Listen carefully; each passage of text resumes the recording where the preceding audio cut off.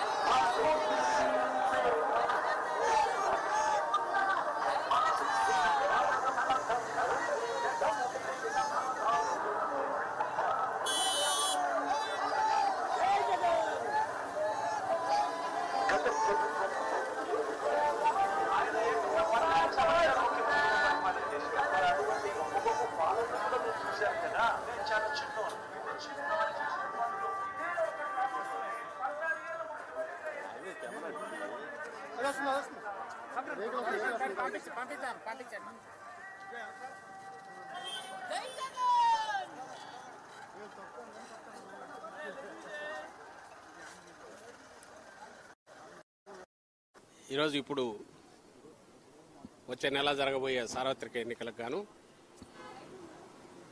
NRI USA స్పెసిఫిక్గా US విభాగానికి చెందిన ఎన్ఆర్ఐ మిత్రులు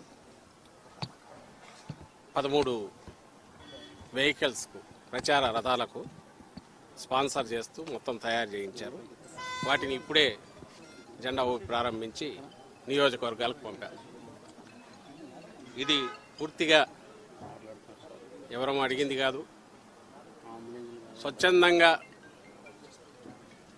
జగన్మోహన్ రెడ్డి గారి అభిమానులు, వైఎస్ఆర్ కాంగ్రెస్ పార్టీ అభిమానులు యుఎస్లో ఉన్నవారు వాళ్ళంతటా వాళ్లే ఈ 5 ఏళ్లుగా జరిగిన సంక్షేమ అభివృద్ధి ఏదైతే ఉందో, జగన్మోహన్ రెడ్డి గారి పాలన ఏ రకంగా అయితే రాజన్న రాజ్యం అంటే రామరాజ్యం అని తీసుకొచ్చిందో, అది మరో 5 ఏళ్లు కావాలని ప్రజలందరూ ఆకాంక్షిస్తున్నారు.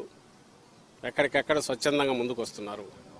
ఇందులో మా వంతు మేము కూడా పాల్గొనాలి అని వాళ్ళంతటా వాళ్ళు ముందుకొచ్చి మేము ఇలా పెట్టుకోవాలనుకుంటున్నాం, దానికి సంబంధించి ఏమైనా కోఆర్డినేట్ చేయమంటే మన చల్లామధు ఆయన టీం అందరూ కూడా దీంట్లో యాక్టివ్ క్రియాశీలకంగా వ్యవహరించి ఈ వెహికల్స్ అన్నిటికీ అవసరమైన బ్రాండింగ్ చేయించి అలాగే ఎలక్షన్ కమిషన్ అనుమతులు అవన్నీ తీసుకొచ్చి ఈరోజు ఇక్కడ పెట్టారు. వాటిని ఇప్పుడే జెండా ఊపి ప్రారంభించారు.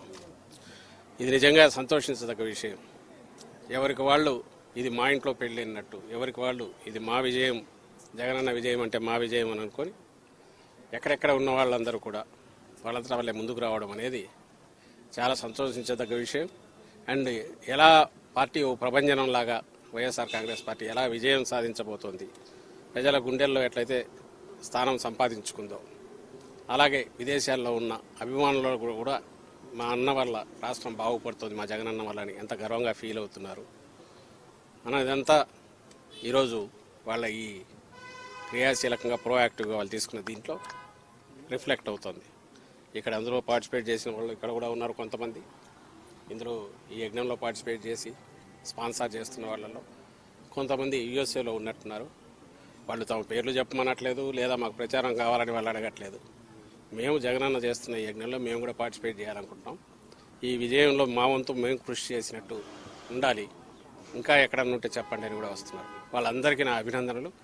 అలాగే గత వారం రోజులుగా రేయింబౌళ్ళు పనిచేసి వీటన్నిటిని రెడీ చేసుకున్న ఇక్కడ పార్టీ కార్యకర్తలకు అలాగే ఇక్కడ ఉన్న సభ్యులందరికీ కూడా నేను అభినందనలు తెలియజేస్తున్నా. చాలా ఉత్సాహంగా ఉంది మాకు. ఎందుకంటే చెప్తున్నా కదా, వచ్చే ఎన్నికలు 20 రోజుల్లో పూర్తి అయితే ఆ తర్వాత మరోసారి జగన్మోహన్ రెడ్డి గారు ఇంతకంటే ఇప్పటికంటే ఇంకా ఎక్కువ మెజారిటీతో ప్రభుత్వం స్థాపించబోతున్నారు, ప్రమాణ స్వీకారం కూడా చేయబోతున్నారు అనే ఊపు ఇప్పటి నుంచే కనపడుతుంది. ఈరోజు అభ్యర్థులు అడగలేదు, పార్టీ అడగకుండా వీళ్ళ ముందుకు వచ్చి చేయడంలో అది ఎక్స్ప్రెస్ అవుతుందని చెప్తూ మరోసారి అందరికీ అభినందనలు తెలియజేస్తున్నాను. ముఖ్యంగా వీటిని స్పాన్సర్ చేసిన యుఎస్ఏలో ఉన్న ఎన్ఆర్ఐ మిత్రులందరికీ కూడా అభినందనలు అండ్ కృతజ్ఞతలు కూడా తెలియజేస్తున్నారు. Thank you. సీఎం గారు దాడి ఘటన మీద ఈరోజు దుర్గారావు టీడీపీ సానుభూతిని అరెస్ట్ చేశారు. మీరు మొదటి నుంచి ప్రీ ప్లాన్డ్ అటాక్ అని మీరు మొదటి నుంచి చెప్తున్నారు, ఈరోజు వాళ్ళని అరెస్ట్ చేశారు. ప్రీ ప్లాన్డ్ అటాకే. ఇప్పుడు ప్రీ ప్లాన్డ్ అటాక్ అనే దానికి రీజన్ కూడా చెప్పాము. ఎందుకు చెప్పామంటే జరిగిన పద్ధతి కానీ ఆ ఫోర్స్ ఎంత ఫోర్స్ఫుల్గా వచ్చింది అనేది కానీ అది ఇద్దరికి తగిలి కూడా అంతే ఫోర్స్ఫుల్గా తగలడం అంటే ఇట్ ఈజ్ నాట్ ఎవరో ఆకతాయి చేసిందో ఊరికి గాల్లోకి విసిరిందో ఇచ్చేసిందో కాదనేది అక్కడ క్లియర్గా అర్థమవుతుంది. గురి పెట్టి కొట్టారు, అదృష్టవశాత్తు తప్పింది, మా అదృష్టవశాత్తు అది తప్పింది. అక్కడికి ఈయనకు తగిలి రెండవది వెల్లంపల్లి శ్రీనివాస్ కూడా తగిలింది. ఆయన కన్నుకు తగిలింది నేరుగా. ఆయనకే అంత ఫోర్స్ఫుల్గా తగిలింది అంటే జగన్మోహన్ రెడ్డి గారికి ఇంకా ఎంత గట్టిగా తగిలి ఉంటుంది. అది కొంచెం కింద అయితే ఏమయ్యేది, ఇది మేము ఎక్స్ప్రెస్ చేసింది. మేము ఎక్స్ప్రెస్ చేయడానికి ఒక సాలిడ్ రీజన్ ఉంది. అయితే దీని మీద వాళ్ళు టీడీపీ కానీ అలాగే పవన్ కళ్యాణ్ గారికి బ్యాచ్ కానీ వీళ్ళు అంటున్న మాటలు ఇదంతా డ్రామా అని అంటున్నారు. మళ్ళీ చెప్పాము, మళ్ళీ చెప్తున్నాను, ఇదే డ్రామా వాళ్ళని నాడమని చెప్పండి. నిజంగా దూరం నుంచి రాయి పెట్టి కొట్టించుకోమండి ఎట్లుంటుందో. ఎవడైనా సరే అక్కడి నుంచి రాయి పెట్టి కొట్టించుకోవడము ఇంకోటి చేయడం అనేది సాధ్యమా? సెకండ్ థింగ్, ఆ కాన్స్టిట్యున్సీకి సంబంధించిన బోండావమో ఎవరో టార్గెట్గా పోతున్నారు, ఆయన ఇరికించాలని చూస్తున్నారు అంటారు. ఇరికించాలని చూడడం ఇది. రేపు ఎవడైనా సరే హత్య చేసిన వాడైనా నన్ను దీంట్లో ఇరికించాలనుకుంటున్నారంటే ఎట్లా కుదురుతుంది?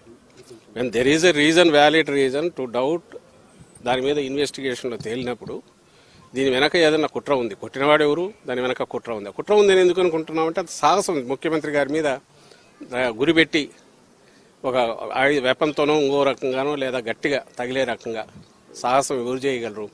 వెనక ఎవరెవరన్నా ఉండాలి, లేదా వెనక వాళ్ళు రెచ్చగొట్టిన దానివల్ల రెచ్చిపోయినా ఉండాలి. ఇందులో ఎంతవరకు ఆ వెనక ఉన్న వాళ్ళ పాత్ర ఉంది అనేది కూడా ఇన్వెస్టిగేషన్తో దాని ప్రకారం మూవ్ అవుతారు. ఇందులో ఒక నిరికించేది ఏమి ఉండదు. వాళ్ళు చేసి ఉంటే దొరుకుతారు, దొరికితే చట్టం పని తను చేసుకుపోతుంది, లేదు అనుకుంటే అక్కడికి ఆగుతుంది. కానీ ఒకటి ఖాయంగా కనపడేది ఏంటంటే ఇది ఒక పథకం ప్రకారం జరిగింది అనేది మేము ఏదన్నామో అది రుజువు అవుతుంది. అలా అనడానికి కూడా వ్యాలిడ్ రీజన్ మననే చెప్పాం.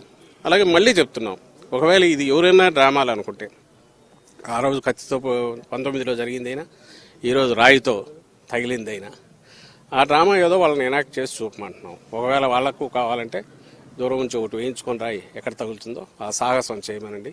తలకాయ ఉండేవాడు ఎవడైనా డ్రామాలు వేసేవాడు అర్థం చేయించుకుంటాడా? ఏమన్నా దానికి వాళ్ళే ఆన్సర్ ఇవ్వాలి.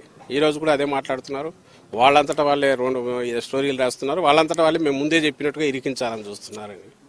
అది అతను రోల్ ఉంటుంది కాబట్టి దాంట్లో బయటకు వస్తుంది. రోల్ ఎందుకు ఉంటుందంటే వాళ్ళు పవర్ఫుల్, వాళ్ళ ప్రాపకం లేని కింద ఇంకోడెవడో ఆ పని చేయలేడు కాబట్టి.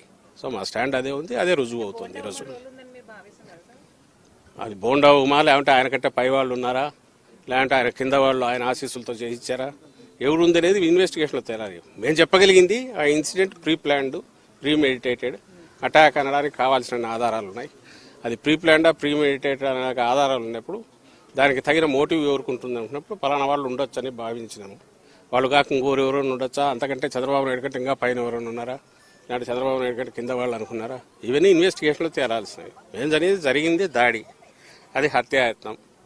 దానికి సంబంధించి ఎవరు బాధ్యులో వాళ్ళు పట్టుకునే ప్రయత్నం చేస్తే బాగుంటుందని కంప్లైంట్ ఇచ్చారు, వాళ్ళు ప్రయత్నం చేస్తున్నారు. ఇప్పుడు అక్కడ ఎవడెవడో బయటకు వచ్చినప్పుడు ప్రతి ఒక్కరిని మీరు ఇరికించాలని చూస్తున్నారంటే అది సాధ్యమైంది. ఎవడైనా తప్పు చేసినాడు నన్ను ఇరికించాలని చూస్తున్నారంటే ఎంత దాంట్లో రేషనల్ ఉంటుందో, హేతుబద్ధత ఉంటుందో, దీనికి అంతే ఉంటుంది. ఏమున్నాయి, మోడల్ కోడ్ అప్లై అవుతుంది అన్నారు. సో ఆ మోడల్ కోడ్ ప్రకారం ఏది అప్లై అయితే అది అవుతుంది, అంతే కదా. మంత్రులకు ఏది అప్లై అయితే క్యాబినెట్ ర్యాంక్ ఉన్న వాళ్ళకి అదే